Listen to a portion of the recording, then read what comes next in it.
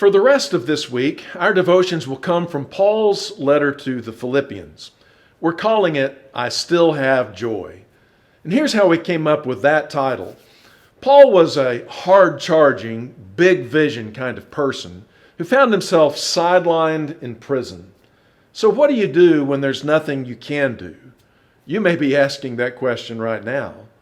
Well, Paul decided to write some letters, and in doing so, he changed the world in ways he couldn't have imagined. I really don't think he had any idea just how deep and how wide an impact these little letters would make on the world. He just thought he was going to do something small and insignificant while stuck in jail. Yet here we are, still drawing strength and inspiration from them today.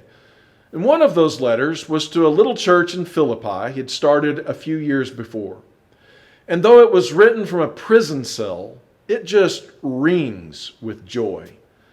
And that means that a Christian's joy isn't dependent upon circumstances, but it's rooted in realities that extend beyond the difficulties of the moment. I especially find verses 19 through 26 encouraging.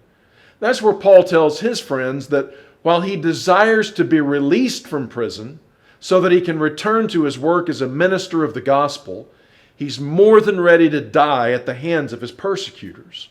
Because, for him, that would mean going to be with the Lord.